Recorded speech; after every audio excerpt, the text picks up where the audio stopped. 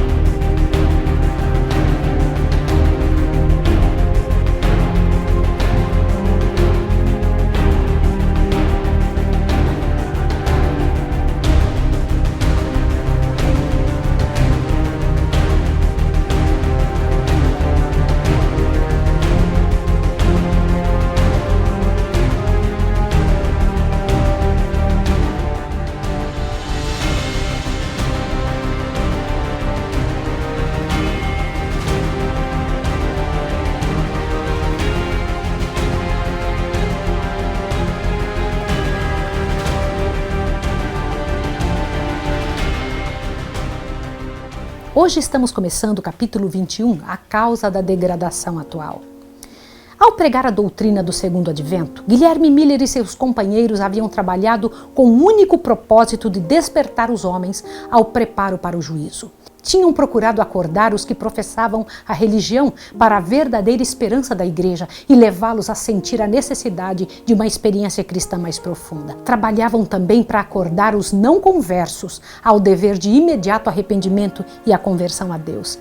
Não faziam tentativas para converter os homens a uma seita ou um partido em matéria de religião. Daí o trabalharem entre todas as facções e seitas, sem interferências ou com sua organização ou disciplina. Pensava em beneficiar a todas. Todo o seu objetivo, como ele dizia, todo o meu objetivo se concentrava no desejo de converter almas para Deus, cientificar o mundo do juízo vindouro e induzir meus semelhantes a fazer o preparo de coração que os habilitaria a encontrar-se com Deus em paz. Como sua obra tendia a edificar as igrejas, foi por algum tempo olhado com favor.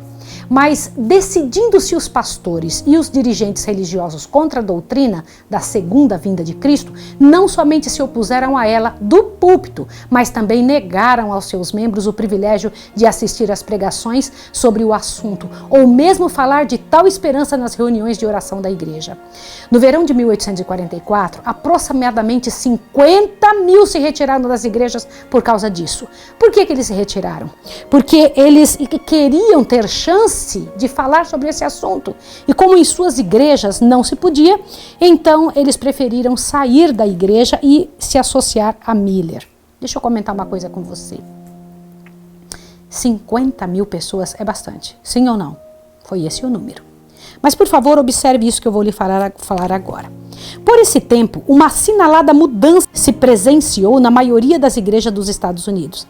Havia muitos anos que se vinha verificando uma conformação cada vez maior, gradual, porém constante, com as práticas e costumes do mundo, e bem assim um declínio correspondente na verdadeira vida espiritual.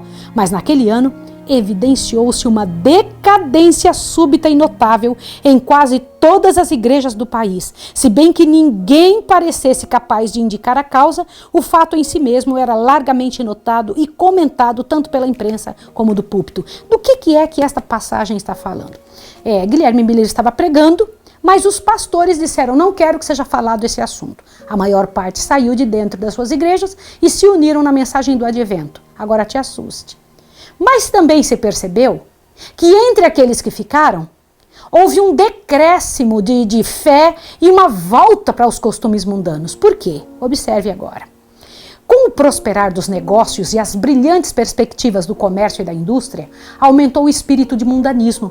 Isso se dá com todas as denominações. No mês de fevereiro do mesmo ano, o professor Finney, do Colégio Oberlin, disse: a apatia espiritual invade quase tudo e é terrivelmente profunda. Assim testifica a imprensa religiosa de todo o país. A moda invadiu a igreja. Semelhante condição nunca prevalece sem causa na própria igreja. As trevas espirituais que caem sobre as nações, igrejas e indivíduos são devidas à não retirada arbitrária do socorro da graça divina por parte de Deus, mas à negligência ou rejeição da luz divina por parte dos homens. Como assim? Não é Deus que deixou de ajudá-los. Foi eles que negaram a Deus e por isso voltaram-se para as práticas do mal. Exemplo disso se viu no povo judeu, que ao rejeitarem a verdade perderam todo o desejo do dom do céu. Tinham posto as trevas pela luz e a luz pelas trevas, até que a luz que neles estava se tornou em trevas. E quão grandes trevas eram aquelas! Convém à política de Satanás que os homens conservem as formas de religião, embora falte o espírito de piedade vital. Depois de terem rejeitado o evangelho, os judeus continuaram zelosamente a manter seus antigos ritos. A profecia de Daniel apontava tão insofismavelmente para o tempo da vinda do Messias e tão diretamente lhes predizia sua morte, que eles desanimavam o estudo dessa profecia. E finalmente os rabis pronunciaram a maldição sobre todos que tentassem fazer uma contagem de tempo. E em sua cegueira e impenitência, o povo de Israel tem permanecido por 1900 anos. Deixa eu comentar.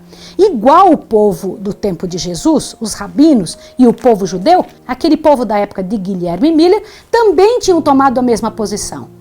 Eles tinham visto que estava certo a contagem de tempo, sabiam que estava certo, mas aquilo tinha sido falado tantas vezes que eles resolveram parar de acreditar nisso. Onde quer que exista causa idêntica, os mesmos efeitos se seguirão. Onde a mensagem da verdade divina é desdenhada e tratada levianamente, ali a igreja se envolve em trevas, esfriam a fé e o amor, entram a separação e a discórdia.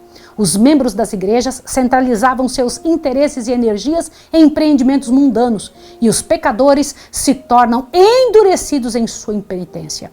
A mensagem do primeiro anjo de Apocalipse 14, anunciando a hora do juízo e apelando para os homens a fim de o temer e adorar, estava destinada a separar o povo professo de Deus das influências corruptoras do mundo e despertá-lo a fim de ver seu verdadeiro estado de mundanismo e apostasia.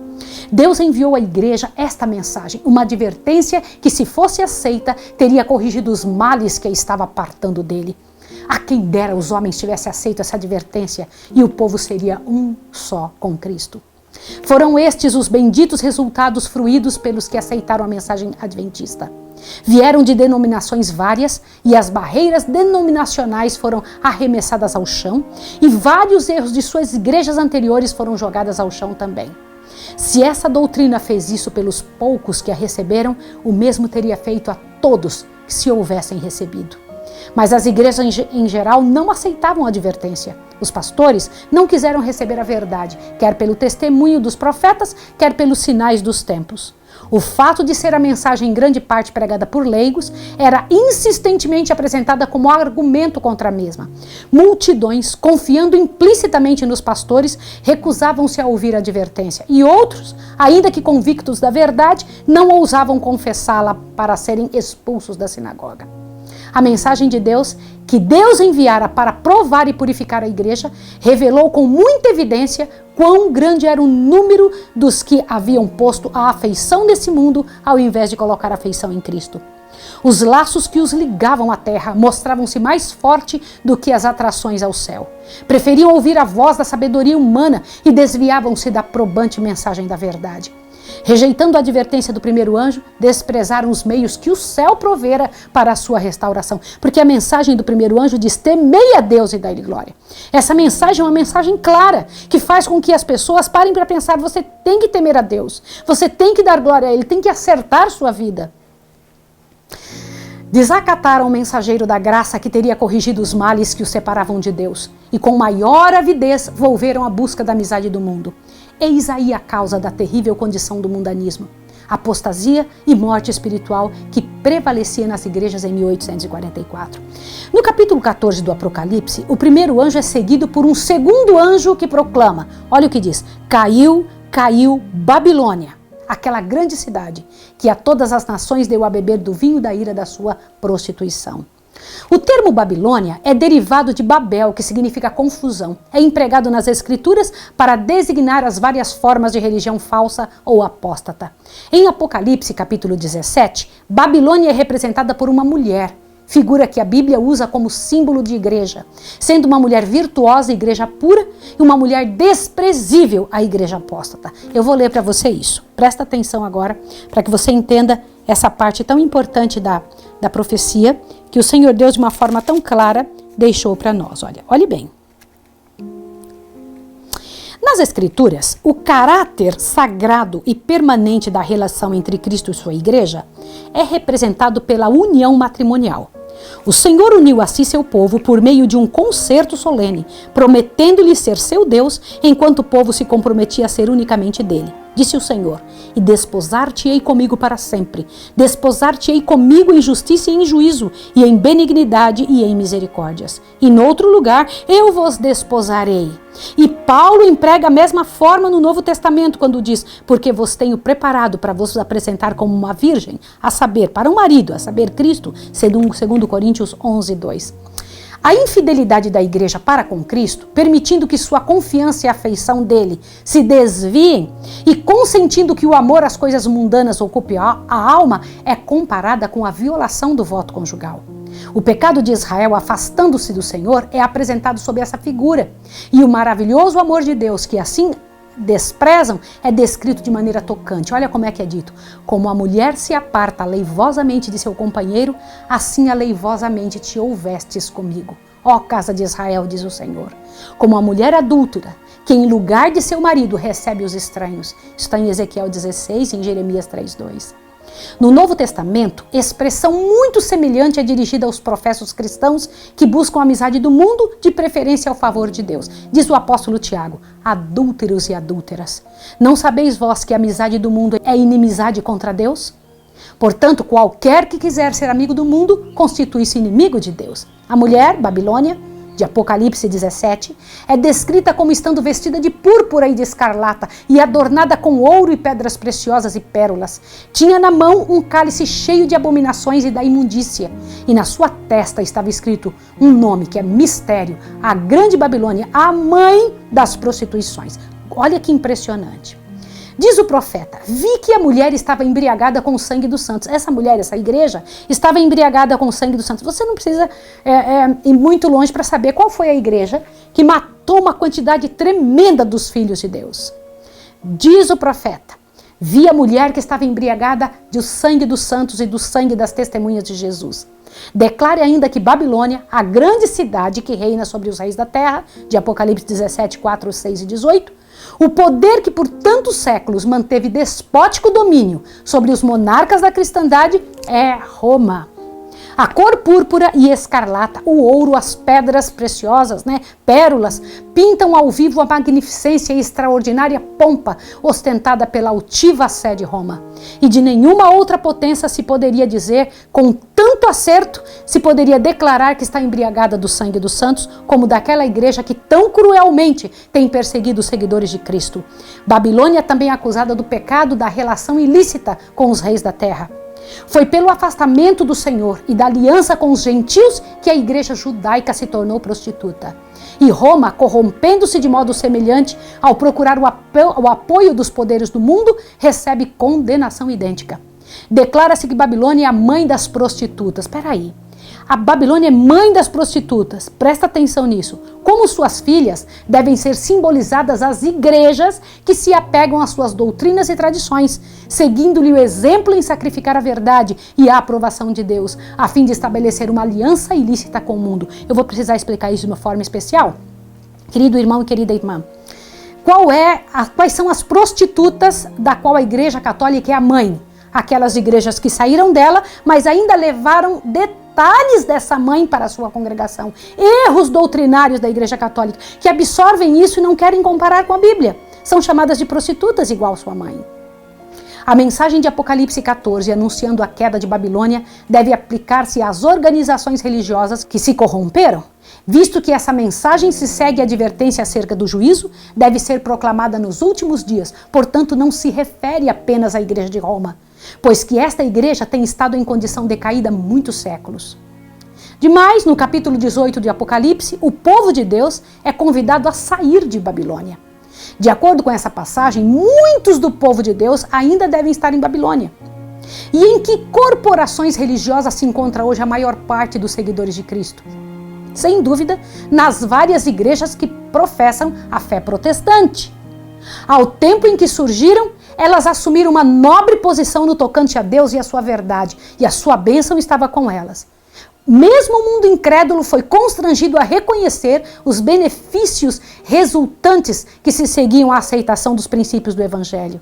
Nas palavras do profeta a Israel se ouve o seguinte: e correu a tua fama entre as nações por causa da tua formosura, pois eras perfeita, por causa da minha glória que eu tinha posto sobre ti, diz o Senhor Jeová em Ezequiel 16:14.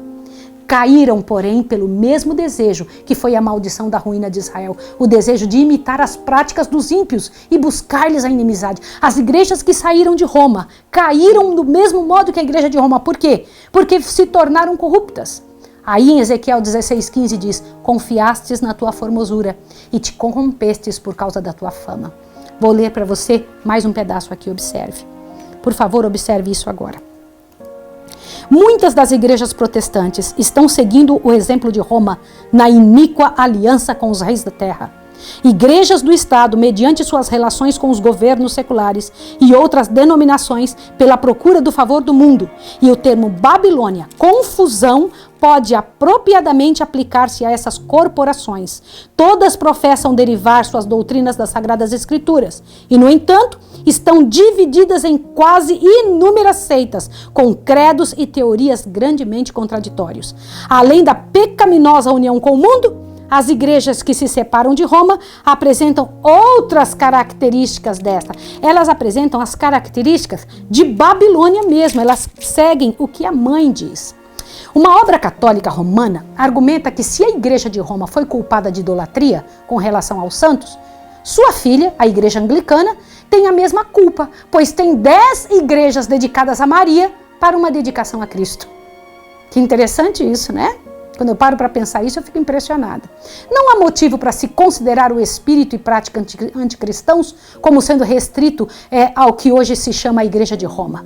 Nas igrejas protestantes, muito se encontra do anticristo e longe estão de se acharem completamente reformadas das corrupções e impiedade. A igreja presbiteriana, a igreja anglicana passaram pela reforma, mas ainda guardam muito da igreja mãe que as gerou.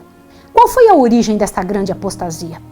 Como a princípio se afastou a igreja da simplicidade do evangelho, conformando-se com as práticas do paganismo, a fim de facilitar a aceitação da doutrina cristã pelos pagãos. O apóstolo Paulo, em seus dias, declarou: já o mistério da injustiça opera. Durante a vida dos apóstolos, a igreja permaneceu relativamente pura, mas no fim do século II, a maioria das igrejas tomou uma nova forma, desapareceu a primitiva simplicidade e insensivelmente, ao baixarem o túmulo, os velhos discípulos, seus filhos, juntamente com os novos conversos, puseram-se à frente da causa e lhe deram um novo molde. Uma inundação pagã invadiu a igreja, trouxe consigo seus costumes, práticas e ídolos. Entendeu? Os pais tinham uma maneira de pensar. Os filhos começaram a pensar: peraí, eu vou dar uma modificada na maneira de enxergar a religião.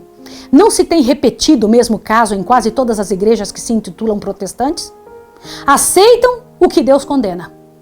Não nos esqueçamos que a amizade do mundo é inimizade contra Deus. Professar uma religião tornou-se moda no mundo hoje. Governantes políticos, advogados, médicos, negociantes entram para a igreja como meio de alcançar o respeito e a confiança da sociedade e promover os seus próprios interesses mundanos. Procuram encobrir sobre o manto de cristianismo todas as suas transações injustas, as várias corporações religiosas gordas da riqueza e da influência dos mundanos batizados. mais ainda se empenham em obter maior popularidade e proteção. Pomposas igrejas, embelezadas de maneira a mais extravagante, erguem-se nas movimentadas avenidas. Os adoradores vestem-se com luxo e de acordo com a moda. Elevado salário é pago ao talentoso pastor para entreter e atrair o povo. Seus sermões não devem tocar nos pecados populares, mas deverão ser suaves e agradáveis aos ouvidos da aristocracia. Comentando a atitude atual dos professos cristãos para com o mundo, diz um dos principais jornais seculares: insensivelmente a igreja tem seguido o espírito da época e adaptado suas formas de culto às necessidades modernas. Exatamente como os antigos judeus permitiram que o intercâmbio familiar com as nações idólatras lhes roubasse de Deus o coração. Assim a igreja de Deus é hoje. Hoje acontece com a igreja de Jesus. E nessa maré de mundanismo e de busca de prazeres, a abnegação e sacrifício por amor de Cristo acha-se quase inteiramente esquecido. Você sabia que os jogos de cartas, bingos, loteria, rifas são proibidas pelo Senhor dos Exércitos? Você sabe o que Deus condena das atitudes que temos tido hoje? Se você não sabe, pode estar vivendo algo que Deus não tem como aceitar. Os que atualmente em todas as igrejas professam a religião são amantes do mundo, condescendentes com o mundo, afeiçoados ao conforto pessoal e desejosos de honras. São chamados a sofrer com Cristo, mas temem ser envergonhados. Apostasia, apostasia, apostasia. É isso que está. Está mesmo gravado na frente de cada igreja. E se elas o soubessem, se o sentissem, poderia haver esperança para elas. Mas ai, elas exclamam, rico sou, né? Rico sou, estou enriquecido e de nada eu tenho falta. Vou ler mais um pedaço do grande conflito para você, que é um pedacinho para terminar aqui, ó. O grande pecado imputado à Babilônia é que a todas as nações deu a beber o vinho da ira da sua prostituição. Essa taça de veneno que ela oferece ao mundo representa as falsas doutrinas que aceitou, resultando da união ilícita com os poderes da terra.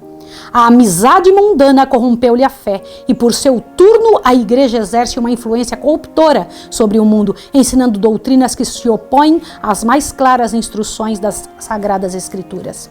Roma privou o povo da escritura sagrada e exigiu que todos os homens aceitassem seus ensinos em lugar da própria Bíblia. Foi obra da reforma restituir a palavra de Deus aos homens.